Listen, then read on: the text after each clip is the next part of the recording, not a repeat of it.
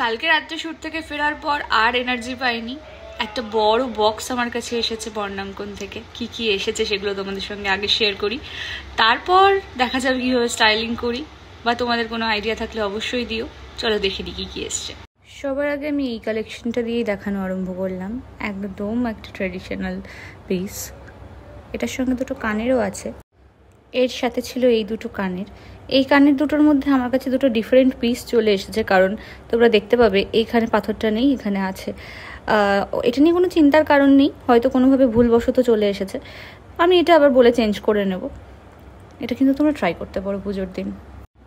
এরপরে আমি একটা আরও সুন্দর গয়নার ডিজাইন দেখাচ্ছি। এটাও খুব সিম্পল আর সোভার। তার সঙ্গে দুটো কিউট কিউট কানের আছে, ফোকাস নেই। হ্যাঁ দেখো, পার্ল আছে মাঝখানে একটা একটা করে, খুব কিউট দেখতে। তারপরে এই যে হারের ডিজাইনটা, এইটা তো আমাদের প্রত্যেকের প্রিয়। আর এটা এমন একটা ডিজাইন যেটা কোনো সময় পুরনো হবে না আর কি। আমি কখনো দেখেছি একটা, কখনো দেখেছি একটার নিচে ছোট ছোট দুটো, কিন্তু প্রায় একই সাইজের এরকমভাবে তিনটে। এটা বেশ সুন্দর লেগেছে আমার। এটা দিয়ে একটু অন্যরকমভাবে স্টাইলিং করার ইচ্ছা আছে। আর এর সাথে আছে এরকম দুটো ফ্ল্যাট পাশা, খুবই সুন্দর। এরপরে একটা ডিজাইন দেখাবো যেটা ময়ূরের পালকের আদলে তৈরি করা হয়েছে, খুব সম্ভবত মিনাকারি কাজ। এটা একদম মানে আমি জানি না তোমরা ভিডিওতে কেমন দেখতে পাচ্ছ, বাট এটা একদম সোনার মতো, মানে একদম সোনার গয়নার মতো, খুবই ইউনিক। এটা ব্লু শাড়ি বা গ্রিন শাড়ি দিয়ে পরলে অমায়িক লাগবে। তারপরে দেখাবো এই হারটা। এটা কম বেশি আমাদের প্রত্যেকেরই প্রয়োজন হয় একটা লং হার হিসেবে। এটা কিন্তু অনেকটা ঝুল, এই একটা সুন্দর হার। এইবার আমি চলে আসবো হাতের গয়নায়। এটা কিন্তু একটা মানতাসা। এটা 5টা স্লাইডিংয়ের একটা মানতাসা। এটা খুব সুন্দর দেখতে, ইউনিক আর কি, খুবই ইউনিক, বেশ ভালো। আর তারপরেই আমার খুব ফেভারিট রোজবালা। এটা আমি প্রায় দিনই স্টাইলিংয়ের সময় পরে থাকি, তাই সবাই আর কিছু পাঠাক না পাঠাক আমাকে এটা খুবই পাঠায়, কারণ আমি এটা পরতে ভালোবাসি। এটা আমার দেখতে খুব ভালো লাগে। এবার দেখাবো দুটো ইউনিক ব্যাঙ্গেল। এটা খুব সুন্দর দেখতে, খুব মানে খুব সুন্দর। এটা কিন্তু কুন্দনের ওপর কাজ আছে, সাথে মিনাকারিও আছে। এই একটা ব্যাঙ্গেল, তার সাথে রয়েছে আরও দুটো ব্যাঙ্গেল। এখানে তোমরা দেখতে পাবে এখানে কিন্তু রাধা কৃষ্ণ রয়েছে, রাধা কৃষ্ণ, গোপী, এখানে পার্লের ডিজাইন, আর একটা একটা করে চুনি আর পান্নার মতো স্টোন। এটাও ভীষণ সুন্দর। তারপরে রয়েছে একটা নথ, আরও একটা নথ।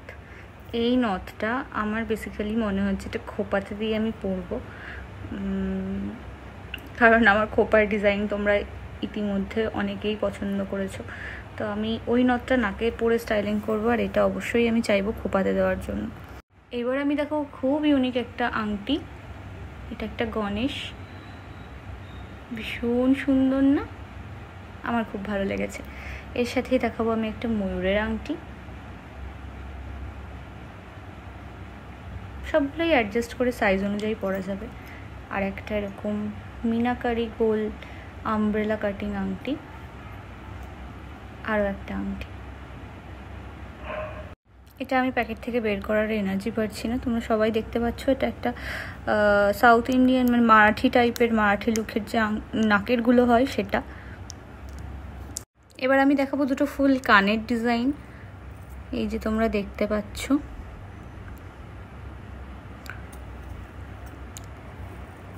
সাথে চেন দিয়ে অ্যাডজাস্ট করার জন্য। এইবার দেখাচ্ছি আমি একটা কোমর বন্ধনী ফ্লাওয়ার প্যাটার্নে। এখানে দেখতে পাবে প্রত্যেকটা ফ্লাওয়ারের কিন্তু আলাদা আলাদা ডিজাইন আছে। এই ফ্লাওয়ারগুলো প্রায় আমরা কানের ডিজাইন হিসেবে দেখে থাকি, তো এখানে সব ডিজাইনগুলো দিয়ে একটা কোমর বন্ধনী। এটা কিন্তু বেশ ইউনিক। আমি জুয়েলারি দেখাতে দেখাতে টায়ার্ড হয়ে গেছি, কিন্তু প্রত্যেকবার আমাকে আমার পছন্দ মতো এত সুন্দর সুন্দর কালেকশন পাঠানোর জন্য আমি সত্যিই বর্ণাঙ্কনের কাছে কৃতজ্ঞ। আর আমি যখন এগুলো পরে স্টাইলিং করে ভিডিও পোস্ট করি, তার থেকে কিন্তু আমাকে স্ক্রিনশট তুলে তুলে আমার পরিচিত অনেক মানুষ সেই সমস্ত গয়নাগুলো পারচেস করেন। আর যারা পারচেস করেন বর্ণাঙ্কন থেকে, তারা কিন্তু ভালো করেই জানেন যে সাপোজ আপনি যদি 2000 টাকা বাজেট নিয়ে ভাবেন যে আমি এই হারটা কিনবো, আপনি কিনতে গিয়ে ওই 2000 টাকার মধ্যে আপনার 5-6টা গয়না হয়ে যাবে। এতটাই রিজনেবল। মানে আমিও প্রথমবার যখন কিছু পারচেস করার সময় একটা অ্যামাউন্ট ভেবেছিলাম, আমার কিন্তু সেই টাকাতে অনেক জিনিস হয়ে গেছিলো। তো এটাই বর্ণাঙ্কন। এইভাবেই আমি চাইবো বর্ণাঙ্কনের সঙ্গে কাজ করে যেতে আর আপনাদের পছন্দ অনুযায়ী স্টাইলিং করতে। এবার দেখা যাক এগুলো দিয়ে আমি কি কি লুক ক্রিয়েট করতে পারি, তোমাদের সঙ্গে শেয়ার করব। তোমরা কিন্তু অবশ্যই পাশে থেকেও জানিও কেমন লেগেছে।